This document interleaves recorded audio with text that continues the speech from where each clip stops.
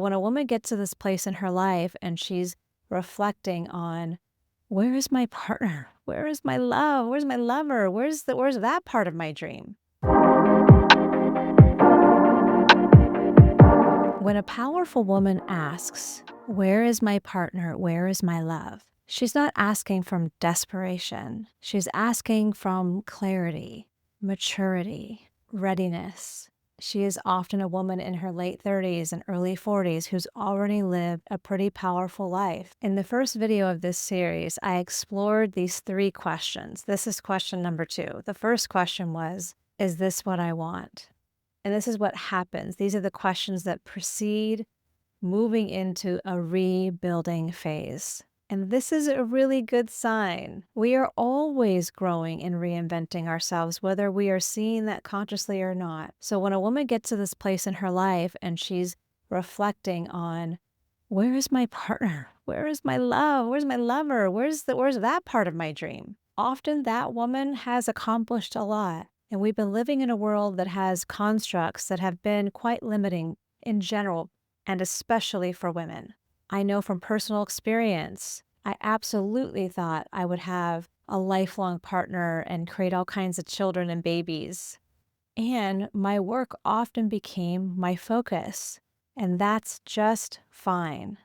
But let's get into this. This question often emerges in a space of emotional maturity, in reflection, from self-awareness. You likely have outgrown patterns of settling, of thinking you have to only get some of your list, instead of accepting crumbs or somebody that can't really meet you. You're ready for reciprocity. And even though you may not have a lot of experience doing that, especially in intimate partnership, you begin to become clear that it's time. This is often where you're no longer confused about your worth. You're starting to feel more clear about who you are, what's important to you, and start to see your strengths and your power. This is also a sign of you becoming more aware of old emotional identities, where you are shedding them, you are letting them go. So the experience of where you came from and what you thought was possible for yourself, those are not really holding you anymore. You're starting to create a new reality that is based in your own personal experience and the data of your life that's been lived already. What's also key here is that in order for you to actually bring that person into your life and be available for that, that means you've already started to demonstrate that to yourself, that you know how to be emotionally available for yourself. You likely have already, and it's a powerful opportunity to be more intentional with your inner work, your ability to witness yourself with neutrality. I'll link below one of my videos on neutral observation. This is a power tool that has changed my life and continues to change my life, and I am not exaggerating. There are various things that you can do to start to get clear on who it is you want to call into your life. There are many methods of doing that as well. What I'm speaking to in this video is acknowledging how this question starts to come forward after you've already lived less than half of your life. You're starting to have pauses where you are reflecting, where you are noticing the gaps. What's required to take that desire to the next level is to look at it in its totality. Look at what will be required of you to bring somebody into your life. How will that shift your life? How will that shift how you relate with yourself? This is a really powerful opportunity to make those lists, to write those things down, to acknowledge, what does it mean for me actually to be in partnership? Who is this person? Who do I need to be to bring that person that I say I want? And am I already in that place? It's also a powerful opportunity to look at that list, those things that are not just your non-negotiables, those are important, shared values, and also those preferences, those desires. Don't hold anything back. This is not a time when you start to explore the possibility to discriminate. Share with yourself all the things that you desire to bring into your life. And then with a critical, soft but critical thinking hat, ask yourself, am I all of these things? Am I exuding these things, your version thereof? What's so powerful about that is that it will call you into attention very quickly and clearly. For example, at some point in my past, I noticed that I was often attracting a man who did not have his finances together. And I was really clear that I wanted to bring a man into my life that already had some level of established wealth for himself. He felt successful, wasn't in a lot of debt. He had a good sense of himself and his finances. I didn't have an actual number in mind, but it was somebody that you knew had their shit together with their money. And then I couldn't help noticing that that was just mirroring back an opportunity for me because I didn't really have my finances together, not in the way that I wanted them to be. I'm not an irresponsible person. I've always been pretty methodical about how I do things. And I was sitting on debt that I did not want to be on. I had an opportunity to upgrade my financial situation so that I would feel good about it because what was happening is that that's why I wasn't bringing that in because some part of me did not appreciate where I was at.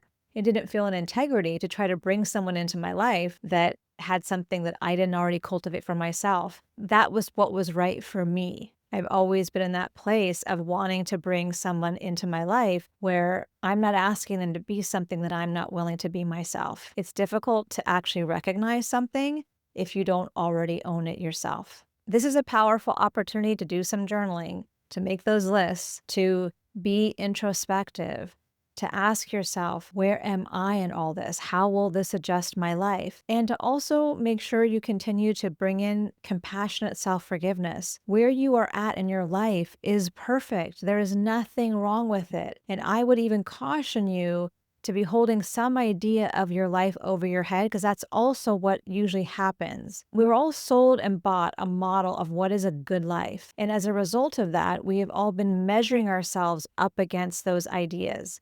I'm not saying that that might not be something that you genuinely want. I would also offer that what we think we want is based on a prescription that has been prescribed before we even came to this planet. When you look at your life from a perspective of what's real, what's true, what's present, then you can look at the choices that the life that you have is an accumulation of the choices that you've made, good, bad, or indifferent, but they were your choices. And if you want to create something different, you can choose something different, but trust that your path unfolded the way it was truly meant to, instead of feeling regretful or staying stuck in that place. Whatever your feelings are, please feel them. I'm not saying not to feel them. I'm just encouraging you to recognize that sometimes what we say we want, if what we do is not matching that, there is a disconnect, and that's internal. And a lot of the pressure that we have on ourselves and the things that we evaluate ourselves against are often these structures in the society of which we're living in. And it's very difficult not to compare yourself to it. When you start to become more and more connected to who you are and what your truth is, you can start to see things from a real clarity of dimension. You can see what's here and what's actually yours. Where do you align and where do you divert? And all of that is okay. There's no good, bad, right, wrong there. Only our mind decides to do that. So don't let regret or judgment or ideas of perfectionism or anything like that stand in your way. If you're asking the question, where is my partner? Where is my love?